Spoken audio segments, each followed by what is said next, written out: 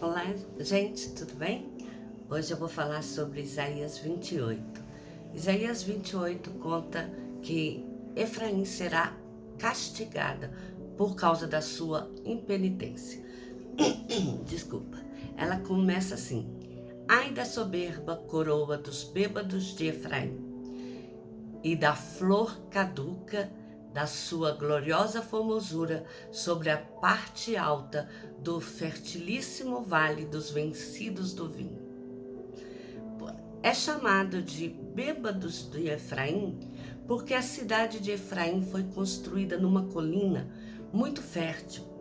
E esse vale, ele era muito rico, ele era um circo de colunas extremamente fértil, em que ele produzia bastante vinha, e dali vinha os sucos, os vinhos que eram produzidos.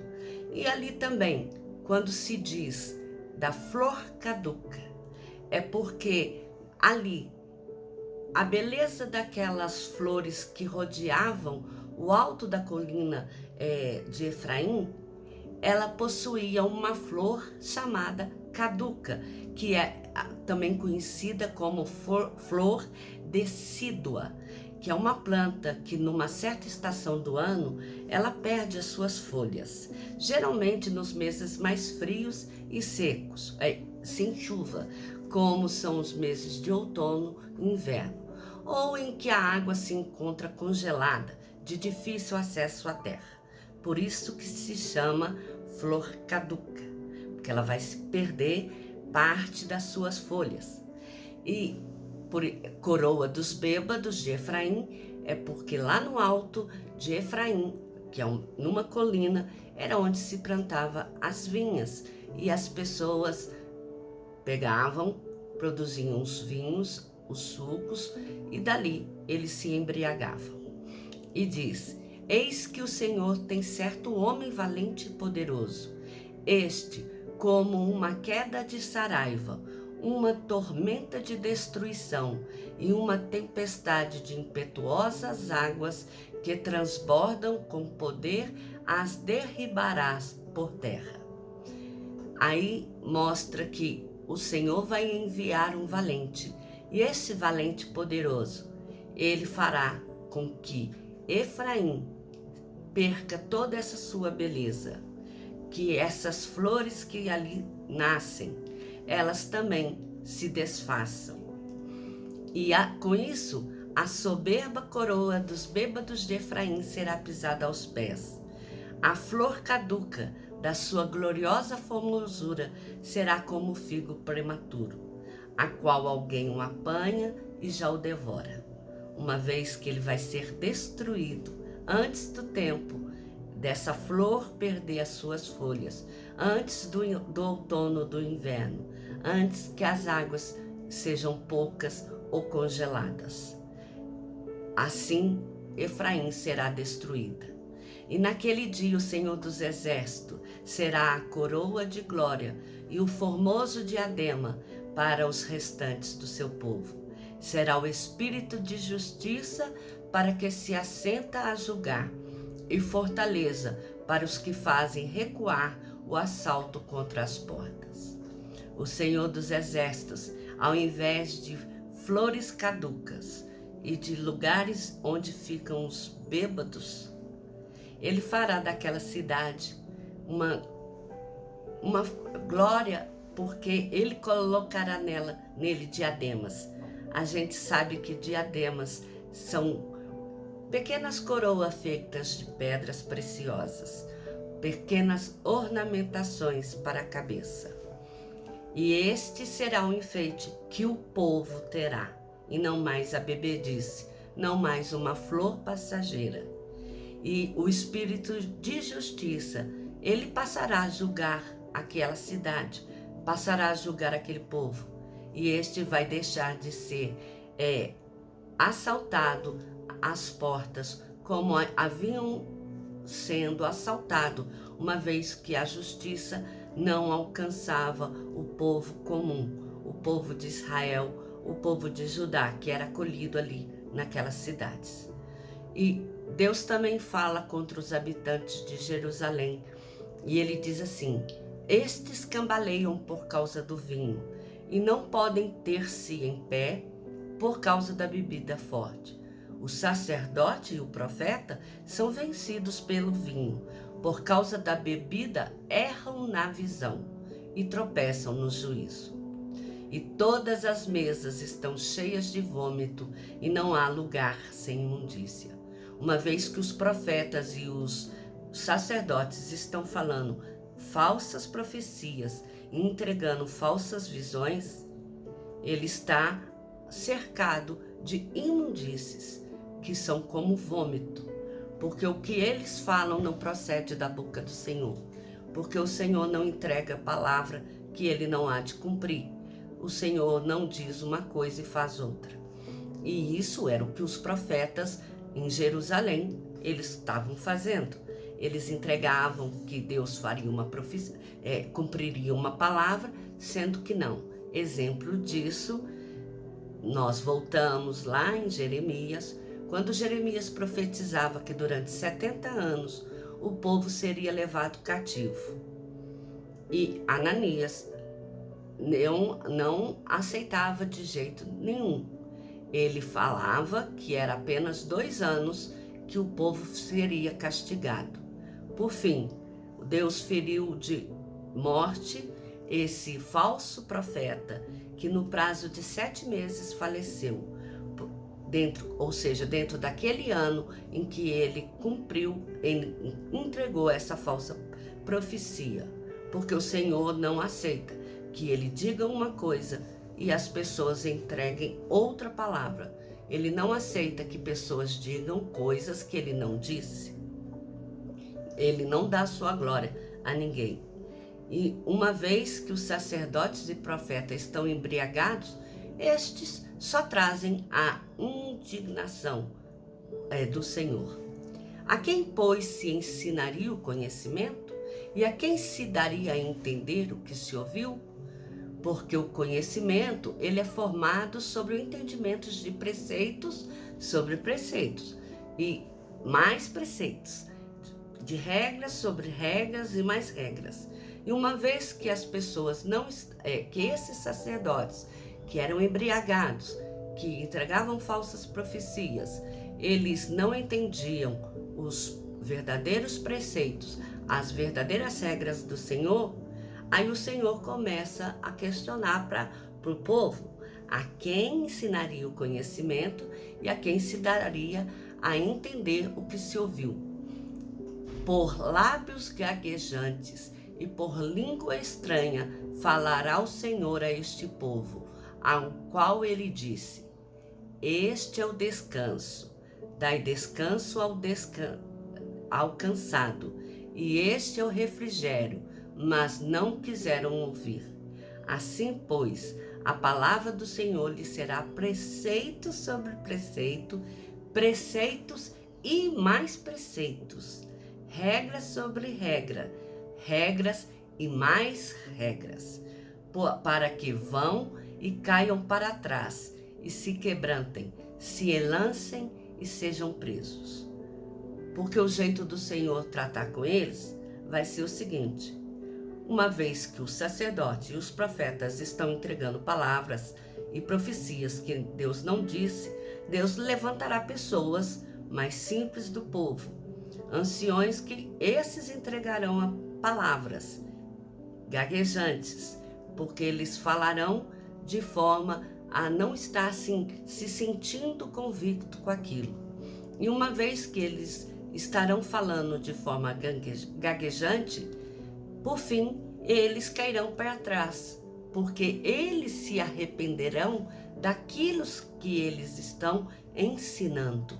E ao cair para trás, eles vão se quebrantarem. E nesse quebrantamento, eles serão enlaçados e serão presos. Por quê? Porque Deus trata com Israel com o cativeiro. Cativeiro é o modo pelo qual o Senhor Jesus lida com os pecados do povo que ele tanto ama. e não a espada. Ouvi, pois, a palavra do Senhor, homens escarnecedores, que dominais este povo que está em Jerusalém.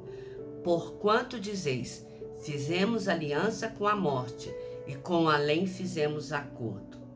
Ela não chegará a nós, porque por nosso refúgio temos a mentira, e debaixo da falsidade nos temos escondido. Eles acham que eles estão livres porque eles, os senhores que estavam acolhendo o povo de Jerusalém, o povo de Israel, o povo de Judá, eles acham que eles estavam bem porque eles tinham feito acordo com o Senhor da morte, né? Que esse o livraria de todas as mentiras que ele apregoava no meio do povo. Mas o Senhor diz, eis que eu assentei em Sião uma pedra, já provada, preciosa, angular, solidamente assentada. Aquele que crê não foge. Farei do juízo a régua e da justiça o prumo. A saraiva varrerá o refúgio da mentira e as águas arrastarão o esconderijo. Quer dizer que o Senhor destruirá a aliança que Jerusalém fez com os falsos deuses, os falsos profetas, os falsos sacerdotes. O Senhor vai arrancar deles tudo quanto eles colocaram por escondido, porque o Senhor é a régua e a justiça dele o prumo. O Senhor, ele julga conforme a justa medida do pecado que a pessoa cometeu. E ele não está nem para mais e nem para menos. Ele está no prumo.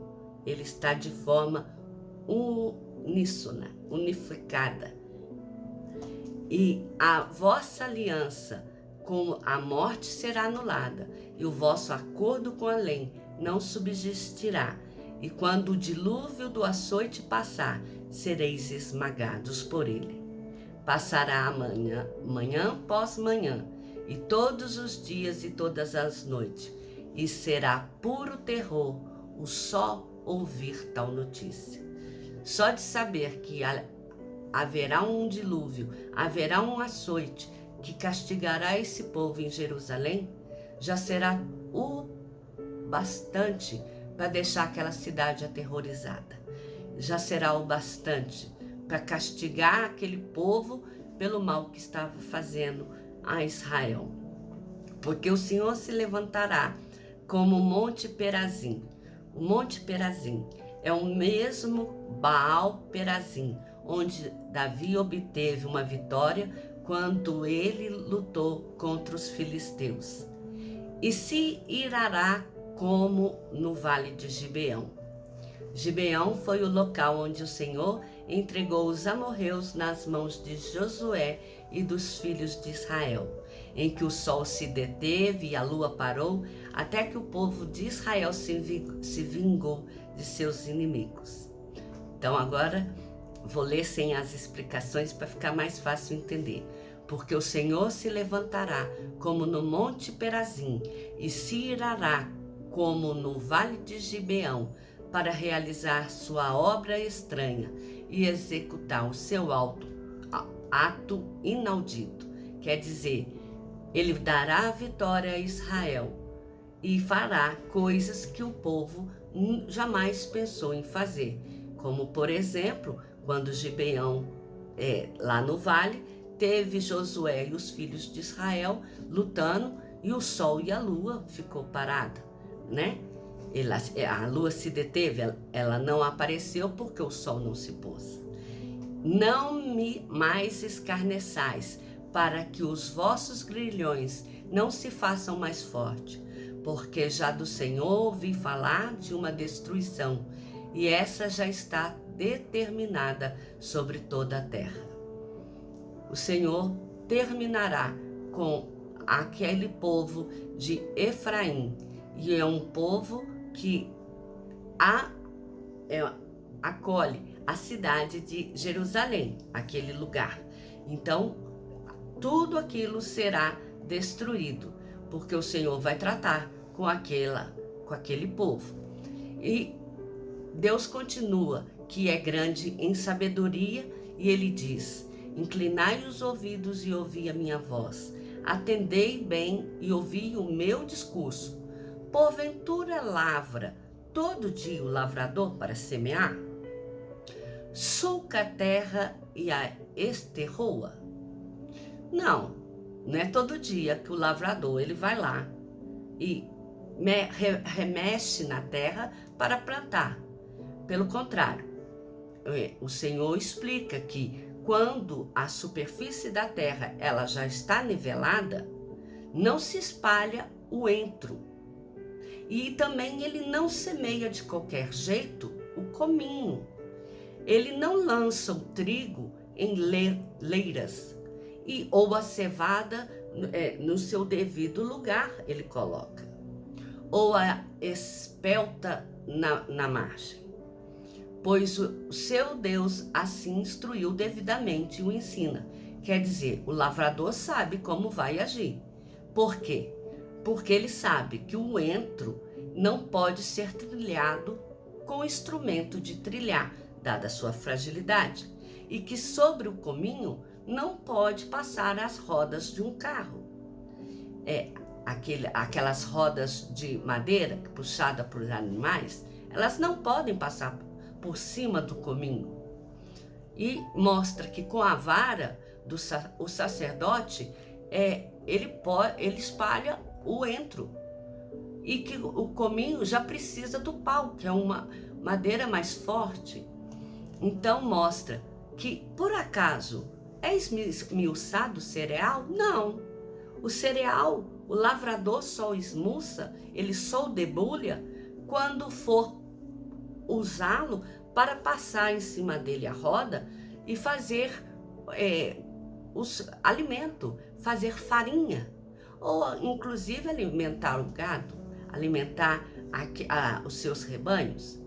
Aí mostra a diferença em que o lavrador tem que entre plantar o entro e o cominho, o trigo e a cevada, e como é que se faz. E essa sabedoria Deus deu ao homem, não foi porque ele aprendeu assim de alguém que veio e ensinou.